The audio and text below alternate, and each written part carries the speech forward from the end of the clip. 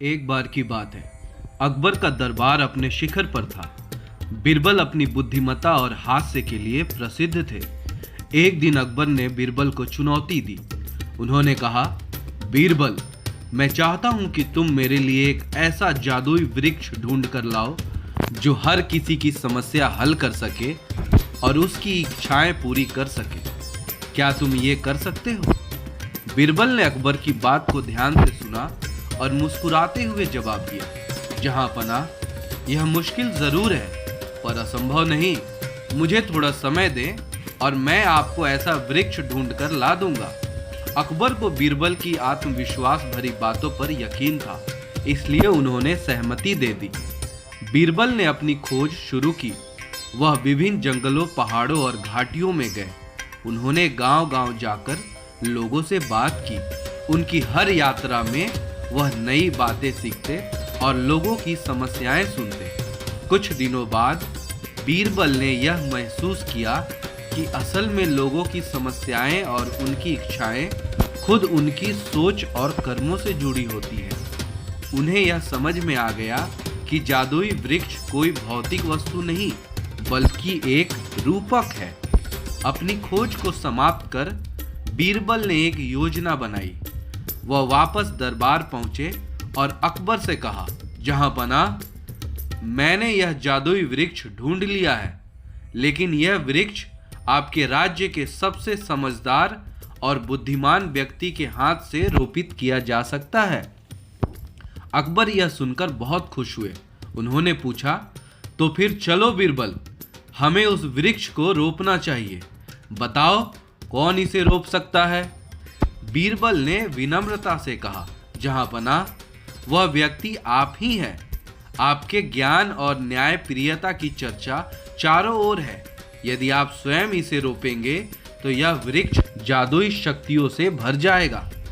अकबर इस प्रस्ताव को सुनकर खुश तो हुए, लेकिन उन्होंने बीरबल से पूछा, इस वृक्ष को कहाँ रोपना चाहिए? बीरबल ने कहा, जहां पना, यह वृक्ष उस स्थान पर रोपना चाहिए जहां हर कोई अपनी समस्याएं सुलझाने और अपनी इच्छाएं पूरी करने के लिए आ सके। अकबर ने दरबार के बीचों बीच एक स्थान चुना। वहां एक विशाल सभा का आयोजन किया गया, जहां सभी दरबारी, प्रजा और विशेष मेहमान उपस्थित थे। बीरबल ने सभी को संबोधित करते हुए कहा, यह वृक्ष केवल तभी जादुई बनेगा जब हर कोई यहाँ आकर अपनी समस्याओं का समाधान खोजने की कोशिश करेगा। इसके बाद बीरबल ने एक पौधा लाकर अकबर के हाथों से रोपवाया। बीरबल ने सभा को समझाया, यह वृक्ष प्रतीक है हमारी सोच और कर्मों का। यदि हम समस्याओं का समाधान सोच समझकर और सकारात्मक दृष्टिकोण से करेंगे तो यह वृक्ष जादुई बनेगा। धीरे धीरे लोग उस वृक्ष के पास अपनी समस्याएं लेकर आने लगे। बीरबल वहां उपस्थित रहते और उन्हें मार्गदर्शन देते। लोगों को समझ में आने लगा कि असली जादू उनके भीतर ही है, उनकी सोच, मेहनत और अच्छाई में। कुछ महीनों बाद वह स्थान पूरे राज्य के लिए प्रेरणा का स्रोत बन गया। लोग अपनी समस्याएं सुलझाने के लिए खुद पर विश्वास करने लगे और दूसरों की मदद करने लगे। एक दिन अकबर ने बीरबल से पूछा, बीरबल, यह वृक्ष तो साधारण सा दिखता है, फिर भी यह इतना अद्भुत कैसे हो गया? बीरबल ने मुस्कुराते हुए जवाब दिया, जहां पना, यह वृक्ष हमारी सोच का प्रतीक है।